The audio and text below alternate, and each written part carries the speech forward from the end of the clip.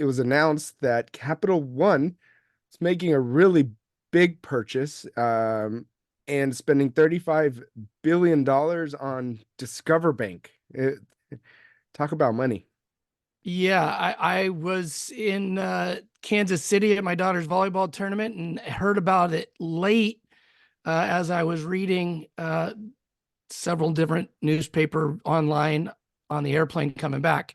It is an interesting idea for Capital One to get ahead of what is maybe some looming laws that are going to change within the banking system when it comes to Visa versus MasterCard versus American Express, where all of these different banks have exclusive deals with those different processors. There's a possibility that they want to give the consumer little extra choice, right? And the Yeah. different more choices when it comes to I don't want a Visa, I want a MasterCard, or I want a, that kind of thing where specifically right now, if you want a MasterCard versus a Visa, you got to go to a specific Get a different bank credit product. card issuer. Right. Um, I, I'm kind of, I don't know about this except to say that Capital One is really smart. I'm really curious how many of the other big banks are looking at the purchase saying, wait, why didn't we think of that? Yeah, You know, absolutely. 100%. I mean, if you think about it, they're going, hey, we'll get it on the lending and the processing side. right. That's a pretty good deal if this Yeah. thing goes through. And unlike Visa and MasterCard, Discover was or is Discover Financial Services. They don't just do the processing like Visa or MasterCard. They have cardholders, they Right. have savings accounts and other banking products. So it's not like they're just buying the processor, they're buying basically a whole nother bank and kind of merging it into Capital One. I really wish I knew like what the other big banks are sitting around looking like, wait, that was it? Why didn't we go buy Discover Yeah. a week before? Yeah. It makes a lot of sense. Whether it's it hasn't gone through yet, Oh, it's not and approved. we don't know if it's gonna get approved. I mean, it probably will, but I'm sure there's a lot of people on Capitol Hill in Washington that are going, no, the Yeah. financial services industry is already under a microscope. We don't need it to be less competition. We need it to be more competition. Um, but Admittedly, my first thought was, well, who do you think you are, Ticketmaster? Um, right, buying up, and then I started every thinking single about little it. ticket issue. Yeah, right, Yeah. And then I started thinking, well, there's technically four processors. right. Discover is the smallest one. And, if Discover could do banking and processing, why can't this new Capital One Discover company do the same? Right. And I guess, Visa and MasterCard are already 80% of the market when it comes to the processing fees. And it's typically, I don't understand. I know that there are a lot of people that are saying that it's going to cost us the consumer more by this happening and it could squeeze us a little bit more. I don't really understand how. I mean, interest rates are already at 24.5%, a little more than 24.5% is the average interest rate for credit cards. But that really has nothing to do with the issuers as much as it's where the interest rate that the Right. Federal Reserve has put the Hiked up. interest rate right now. And ever since 2010, when Frank Dodd went into accordance, all these credit card issuers have gone to instead of being a standard interest rate, a fixed interest rate. Now it is Yeah, variable. the variable, right? I mean, you can't find a credit card that is a fixed anymore. Right. Everything is variable, which is Yeah. really crazy.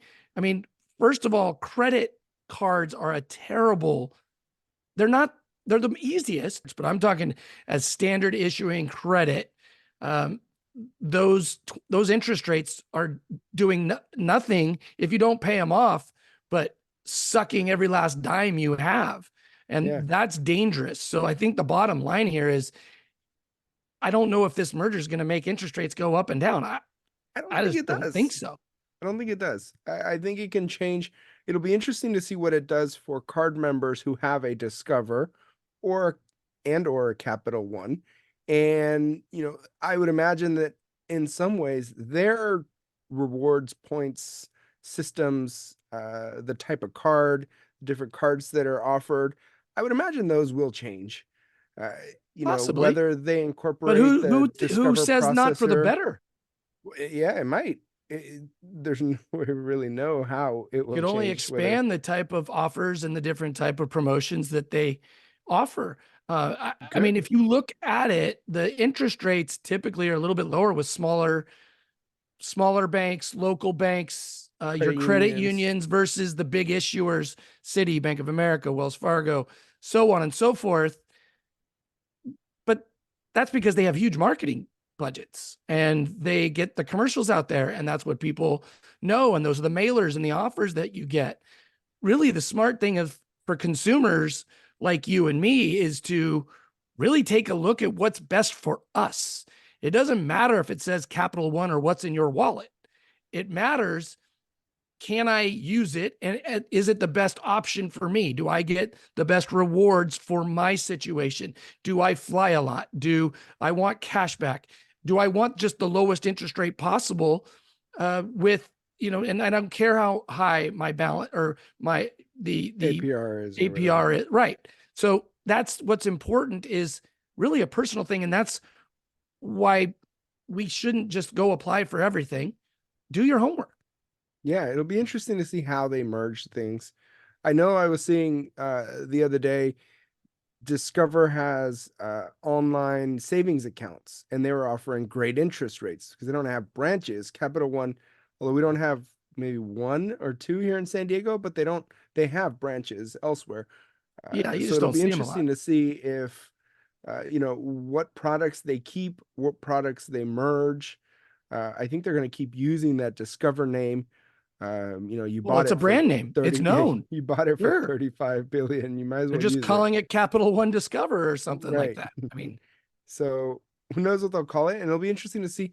But of course, it's going to be a while, regardless whether it yeah, goes through, doesn't go through, changes are it's an made for the, election year. Nothing's yeah, going to happen quickly, I don't think. yeah, nothing's going to happen this year. Even I think they announced, Capital One made the statement that it was later this year, early next year when it'll be finalized. You know who really had a good day is anyone who purchased Discover stock last week, because they definitely saw that jump in stock price overnight. With the announcement that they're going to Discover shareholders are getting one share of Capital One, so it's a premium to what the Discover price had closed on the day before. So if someone had a whole bunch of hindsight, they could have purchased up a whole bunch of Discover. I think it jumped up like 20% overnight when the announcement was made. Yeah, I mean, bottom line is we're not economists. We're not experts when it comes to the business operations of banks and credit issuers.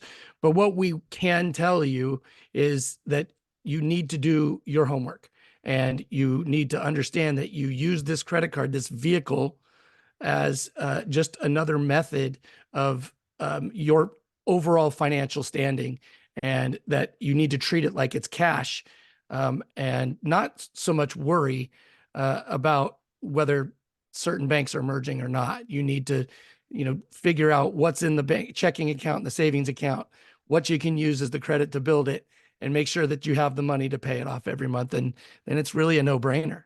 Yeah. It'll be interesting to keep tabs on the news and Yep. see how that turns out. Be sure you subscribe so that when there is an update, you could see our update video